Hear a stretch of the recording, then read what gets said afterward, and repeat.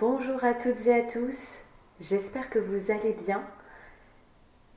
Il y a un sujet qui m'est venu hier soir et cette nuit et que je trouve extrêmement important de vous partager ce matin puisque c'est un fil conducteur du parcours de Flamme Jumelle, c'est la culpabilité. Que ce soit chez le chaser, chez le runner, à tous les moments du parcours, s'il y a bien un sentiment prégnant dans ce parcours, eh bien c'est celui-ci. Et c'est un enjeu fondamental du parcours de réussir à prendre sa responsabilité, mais à arrêter de se sentir coupable de tout et n'importe quoi, et parfois surtout n'importe quoi, pour pouvoir laisser à l'autre et aux autres en général ce qui leur appartient et récupérer de la paix, de la légèreté, de l'épanouissement. Alors, déjà, la culpabilité, c'est quoi? La culpabilité, c'est ce sentiment d'être en faute, d'avoir dit, fait, pensé quelque chose qui n'était pas, entre guillemets, bien. Alors, pas bien au regard des autres, pas bien au regard de la société, pas bien au regard d'une sorte d'entité supérieure. Si vous êtes croyant, ça peut être Dieu, ça peut être la source, ça peut être l'univers. Et surtout, pas bien par rapport à soi-même et ce fameux soi idéal dont on parle dans l'estime de soi, auquel on se compare en permanence pour savoir si ce qu'on fait est correct ou pas correct. Bref, vous l'aurez compris, cette culpabilité, c'est quelque chose qu'on ressent tous, à des degrés divers, à certains moments. C'est aussi un sentiment qui a été extrêmement valorisé dans la société. Alors, pas nécessairement de la bonne manière, dans le sens où, dans nos éducations, jusqu'à il n'y a pas encore si longtemps et encore aujourd'hui, quand un enfant faisait ou disait quelque chose qui ne plaisait pas tout à fait aux parents, qui n'était pas adapté, on le punissait. Action, réaction. Tu vas méditer un petit peu dans ta chambre, comme ça tu sentiras bien ce que tu as fait, tu vas bien te sentir coupable, et puis tu vas revenir un petit peu la tête basse en disant pardon, et puis tu recommences plus. Et en fait, au lieu de prendre sa responsabilité, l'enfant, lui, il se sent rejeté, abandonné, humilié, trahi, ou il trouve ça injuste. Alors pas nécessairement tous à la fois, là je viens d'évoquer les 5 blessures de l'âme bien sûr, mais tout ça fait que ça va le renfermer encore dans un comportement qui est un cercle vicieux de je ne suis pas digne, je ne mérite pas d'être aimé, je ne mérite pas d'être regardé, je ne mérite pas d'exister, etc., etc. Il faut savoir également que souvent chez les flammes jumelles, le sujet du refus d'incarnation est assez fort. Donc, dès qu'on fait quelque chose qu'on ne considère pas comme bien, on a peur d'être rejeté, de ne pas être aimé, et on voudrait disparaître sous la table ou bien même pire. Excusez-moi pour les bruits derrière, j'ai un chat qui visiblement n'a pas envie de se sentir coupable et qui demande à sortir. Bref, cette culpabilité, elle peut avoir aussi d'autres causes que les injonctions des parents. Ça peut bien sûr être aussi les injonctions à l'école, des paroles des enseignants en loisirs. Ça peut être les paroles de certains camarades qui, ne voulant pas prendre la responsabilité de ce qu'ils ont fait, renvoient la balle sur l'autre. ou bien qui, dans leur recherche d'équilibre, eh bien, essayent d'écraser, de manipuler tous ces mécanismes qu'on a tous fait à un moment donné dans notre vie parce qu'on se cherchait. Et cette culpabilité, elle peut même venir de plus loin. Et alors là, très souvent, et c'est quelque chose que j'ai beaucoup travaillé chez moi et que je vois régulièrement chez les flammes jumelles, souvent on porte une culpabilité qui ne nous appartient pas. Alors, vous savez peut-être que je travaille énormément sur le transgénérationnel, notamment par le biais des constellations familiales que j'anime. Et en transgénérationnel, eh bien très souvent, on découvre dans nos lignées, quand on remonte 2, 3, 4, parfois 5 générations au-dessus, des secrets, des non-dits, des choses cachées, des relations adultères, parfois des meurtres, des enfants qui sont morts en fausse couche ou ensuite, des, des conflits qui n'ont pas été révélés, un homosexuel dans la famille, un suicide, et à l'époque c'était tabou.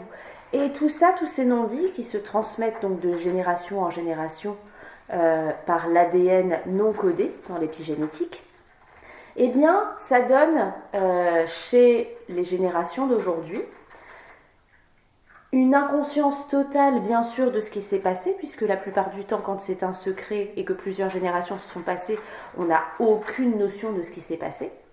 En revanche, la culpabilité, elle est bien restée. Et donc, on se sent écrasé par le poids de quelque chose qu'on ne comprend pas, qui provoque chez nous des réactions très fortes, voire disproportionnées. On nous dit tu n'as pas fait ci ou tu n'as pas fait ça sur une chose à peu près anodine, et nous on a l'impression que on nous a mis une montagne sur les épaules et on s'écrase nous-mêmes de culpabilité, et en fait ce n'est pas la nôtre. Alors je vous rassure, si c'est ça, bien sûr ça se libère, et les constellations familiales sont un formidable moyen pour ça, entre autres, mais bien sûr ce n'est pas le seul. Si on va encore plus loin, cette culpabilité peut également être karmique. C'est-à-dire que dans les anciennes vies que nous avons vécues, eh bien, nous avons tous expérimenté à un moment donné ce qu'on appelle le bien, le mal, même si j'ai horreur de ces termes, mais pour arriver aujourd'hui à être dans un parcours de flamme jumelle, c'est que vous êtes ce qu'on appelle une vieille âme, c'est-à-dire que vous avez déjà vécu pas mal de choses pour être en capacité de retrouver votre autre sur ce chemin. Et donc, dans nos premières vies, on apprend à s'équilibrer, et il y a de jeunes âmes qui sont là uniquement pour expérimenter le mal. Et vous allez retrouver par exemple les jeunes qui vont s'enrôler pour faire la guerre sans se poser la question et qui vont militer pour ça, par exemple. Donc dans toutes nos anciennes vies, on a vécu ce genre de choses, on a fait des choses merveilleuses, on a fait des choses aussi pas nécessairement très glorieuses, et tout ça, on le porte. Alors heureusement, on ne se souvient pas de tout, sinon ce serait infernal et ce serait surtout beaucoup trop souffrant, mais sur le parcours, quand une action dans une ancienne vie est reliée à cette vie-ci, et qu'il y a un sentiment, une émotion qui a besoin d'être dépassée, ou une attitude qui a besoin d'être dépassée, eh bien, ça va remonter. Et donc, c'est une possibilité aussi d'aller couper un lien karmique avec un comportement dans une ancienne vie. Mais ne cherchez pas nécessairement à y aller volontairement. Je m'explique. Je vous l'ai dit, on a vécu un paquet de vies antérieures. Il y a des choses dont il vaut mieux ne pas se souvenir, et en fait si on ne s'en souvient pas qu'on a été coupé de ça, puisqu'à chaque nouvelle incarnation on oublie tout ce qui s'est passé dans les incarnations précédentes et on récupère ce qu'on a besoin de récupérer, eh bien il y a une bonne raison. Donc en fait la source a très bien orchestré les choses. Si quelque chose a besoin d'être nettoyé et que ça appartient à une vie karmique, vous allez le savoir à un moment donné. Vous allez avoir des signes, des synchronicités, il y a des choses qui vont remonter, vous allez croiser la bonne personne au bon moment qui va vous le dire. Mais ça ne sert à rien et surtout c'est même dangereux d'aller chercher volontairement ce qui doit remonter. Bref, je termine cette parenthèse. Donc on a vu un petit peu toutes les sources de culpabilité. Et maintenant, je voudrais vous parler de ce qui se passe dans le lien. Alors, si on reprend toutes les étapes du parcours, quand vous reconnectez à l'autre, vous avez l'impression d'être à la maison. C'est même plus qu'une évidence. Vraiment, c'est votre parfait complément. Énergétiquement, il y a une attraction qui ne se décrit pas. Vous vous comprenez presque sans mots. Vous finissez les phrases de l'autre, etc.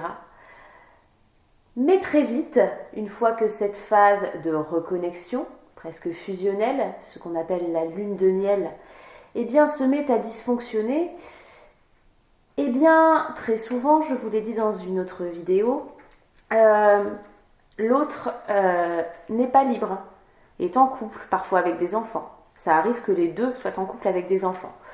Alors la culpabilité vient frapper à la porte, puisque qu'il y ait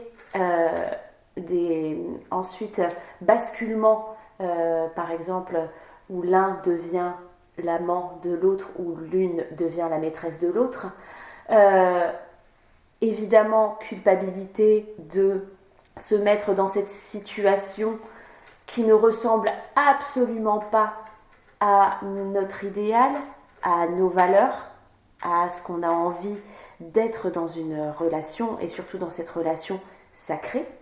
Culpabilité par rapport à la tierce, donc le compagnon ou la compagne de l'autre. Culpabilité par rapport à soi, de ne pas respecter ses valeurs.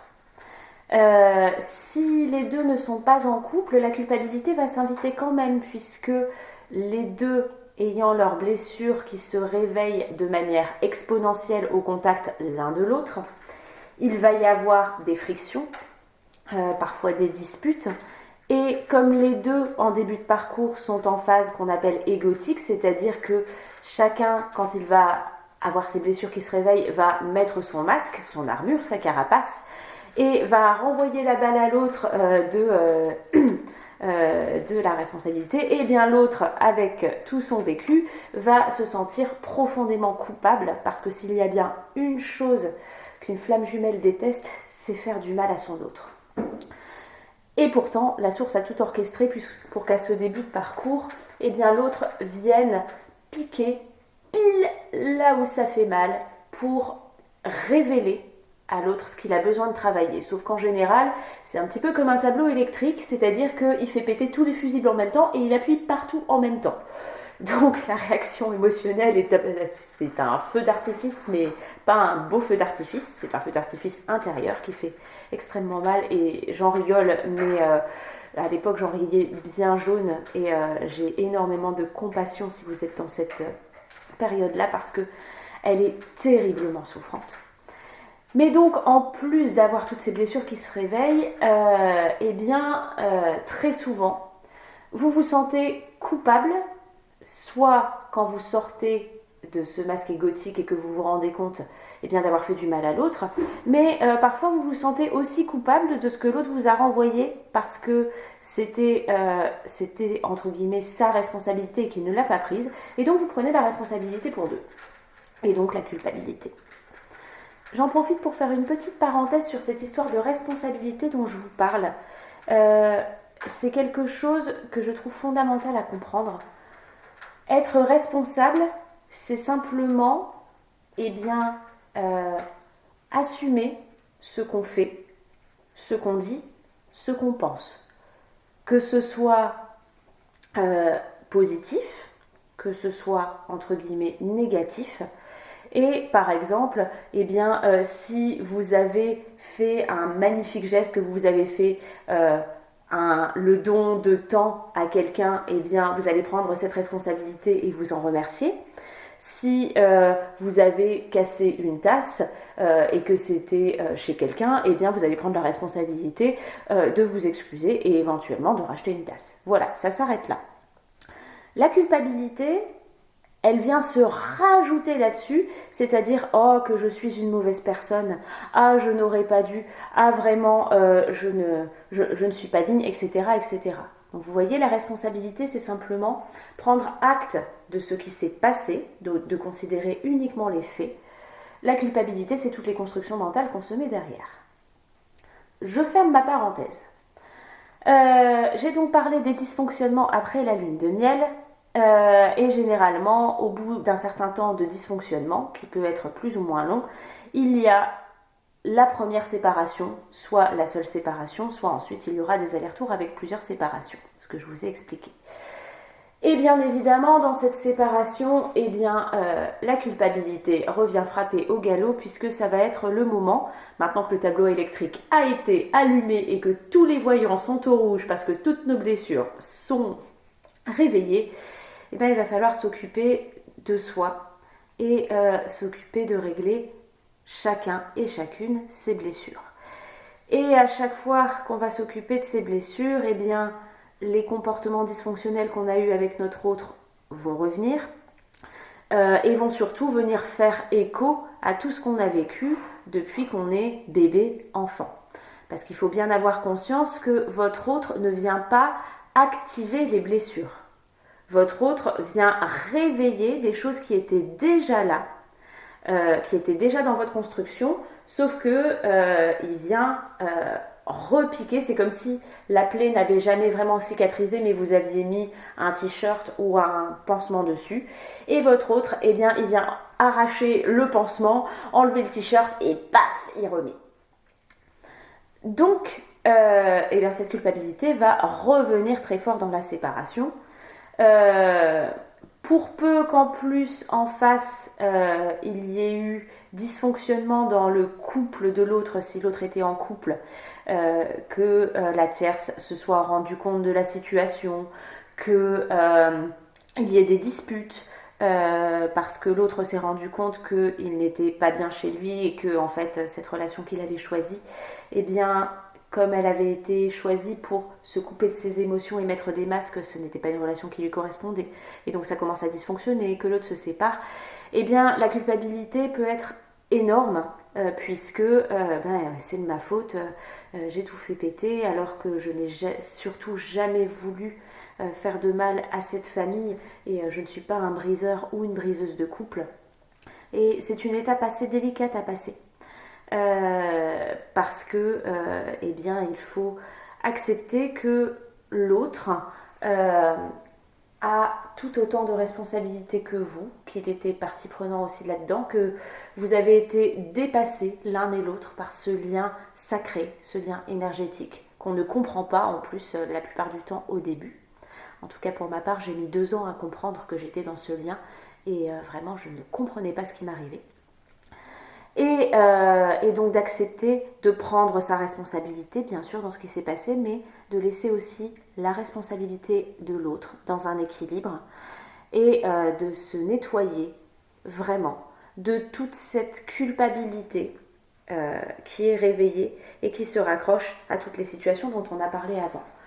Donc c'est généralement le moment où, et là je vais parler en tant que chaser, puisque c'est très souvent le chaser qui fait ce travail-là, même si ça n'est pas une vérité absolue, où le chaser va aller demander de l'aide et où c'est absolument nécessaire de demander de l'aide. Parce que le chaser est dans sa nuit noire de l'âme, j'en parlerai dans un prochain épisode, c'est-à-dire qu'il ne trouve plus de sens à rien, il est juste submergé par tout ce qui lui arrive. Et il a besoin d'être compris. Et c'est là que mon rôle arrive en tant que thérapeute flamme jumelle, de pouvoir vous aiguiller, mais bien évidemment ça peut être n'importe quel type de thérapeute en fonction de ce qui se présente sur votre chemin, de ce qui vous correspond au niveau thérapie, si vous avez besoin de libérer le mental, les croyances et tout ça, si vous avez besoin de libérer de l'émotionnel, si vous avez besoin de libérer le corps, ou un peu tout à la fois, il existe vraiment plein de choses. Et c'est d'ailleurs pour ça dans mes accompagnements que j'ai voulu avoir des outils pour chaque item pour l'émotionnel, pour le corps, pour le mental. Si ça vous intéresse, vous les trouverez dans la barre de description dans mon site internet. Bref, c'est donc le moment où le chaser va pouvoir se délester petit à petit. Ça prend du temps, c'est par étapes, ça n'est pas linéaire, de notamment toute cette culpabilité, en plus de tout ce qu'il y a à nettoyer. Et c'est en s'allégeant, puisque le lien fonctionne par vase communicant, le chaser, en faisant du travail conscient, en s'allégeant, va permettre au runner de s'alléger aussi. Alors sauf que lui, ce sera en posant des actions et non pas nécessairement en le conscientisant. Ça, je vous expliquerai aussi dans un autre podcast. Vous allez avoir très fort probablement, dans cette période de séparation, ce qu'on appelle des allers-retours ou des retrouvailles. Ces petits moments où on voit en fait, en se retrouvant, alors d'une part parce que l'énergétique est trop fort et qu'à un moment donné on a envie de revenir au contact, mais en fait on voit un peu où on en est. Comment est-ce qu'on réagit par rapport à notre autre? Est-ce que ça vient encore piquer? Est-ce qu'on est capable de faire un bout de chemin ensemble ou pas? Et donc il est fort probable que dans les premiers allers-retours, comme ça revient piquer, la culpabilité revienne également. Et donc ça nous donne un indicateur de où j'en suis, qu'est-ce que j'ai encore à travailler et qu'est-ce que je vais faire.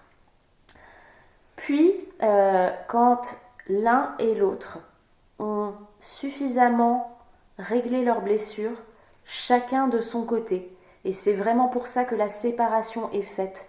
On le vit très souvent, justement, j'allais dire comme une punition par rapport au thème du podcast, on est en plein dedans, mais la séparation, alors c'est plus facile de le dire avec du recul bien sûr, mais n'est pas une punition, c'est un cadeau. Parce que quand elle intervient, énergétiquement, émotionnellement, mentalement, c'est impossible avec toute la charge qui a été réveillée de régler ce qu'on a à régler, de nettoyer ce qui est à nettoyer en restant en contact avec l'autre. C'est trop, c'est beaucoup trop. Donc cette période est absolument nécessaire pour s'alléger chacun et puis pour apprendre à prendre sa responsabilité, pas celle de l'autre, en demandant de l'aide, en travaillant sur son enfance, sur ses blessures, sur le transgénérationnel, sur le karmique, en allégeant son corps, etc., etc. Pour ensuite, quand on revient, être capable de se positionner doucement mais fermement face à son autre et de dire voilà, je n'accepte plus que quand tu es en phase égotique, tu me fasses culpabiliser pour des choses qui ne sont pas justes. J'accepte de prendre ma part de responsabilité dans ce qui s'est passé, dans ce qui se passe, mais toi, tu as aussi à prendre ta part de responsabilité. Et si je suis capable de m'excuser pour les faits, c'est-à-dire un comportement dysfonctionnel ou une parole maladroite, toi aussi, dans cette notion d'équilibre, tu as à prendre ta responsabilité et à t'excuser si nécessaire. Et Dieu sait que c'est extrêmement difficile pour un runner, mais j'en reparlerai dans une prochaine vidéo. Bref, vous l'aurez compris, au fur et à mesure du parcours et ensuite sur la phase de la réunion qui se fait en plusieurs étapes, la culpabilité, même si c'est un fil conducteur, va s'amenuiser, devenir de moins en moins présente. Et plus vous allez avancer sur le chemin de votre responsabilité, plus vous allez chercher un équilibre avec l'autre et apprendre à vous positionner, à poser vos limites, à dire ce que vous voulez, ce que vous ne voulez plus, plus cette culpabilité va disparaître, s'alléger. Et quand elle reviendra, elle sera de moins en moins forte.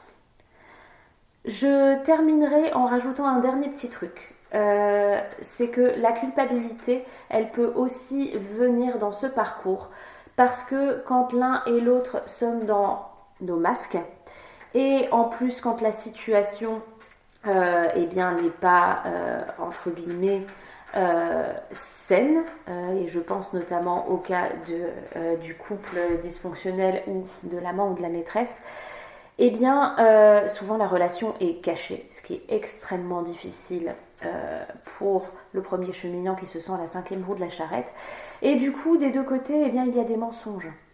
Le runner va mentir à sa tierce, le chaser peut aussi mentir à sa tierce si les deux sont en couple, mais l'un vont aussi se mentir l'un à l'autre, pas parce qu'ils sont de mauvaises intentions, mais pour éviter de blesser l'autre parce que c'est leur pire peur, pour arranger la réalité, parce que ça a toujours été un mode de fonctionnement. Et il y a pas mal de culpabilité qui va se rajouter là-dessus. Parce qu'on a horreur de mentir et que sur ce chemin, ça fait partie des choses qu'on a à lâcher et pour aller vers le plus d'authenticité possible. Et donc au bout d'un moment, eh bien, quand on se rend compte qu'on a fait des mensonges à répétition, qu'on a quelque part un peu manipulé la réalité, un peu manipulé l'autre, manipulé beaucoup soi-même aussi, de soi à soi. Et c'est encore une fois normal, ça fait partie du parcours et tous les êtres humains manipulent. Et parfois la manipulation peut être positive aussi, l'essentiel étant qu'elle soit consciente. Je pense à un pédagogue envers son élève. Bien sûr que quelque part il va manipuler un petit peu pour que l'élève puisse progresser et arriver à ses fins. C'est en ça que j'appelle la manipulation positive. Je ne parle pas bien sûr de tout ce qui est perversion.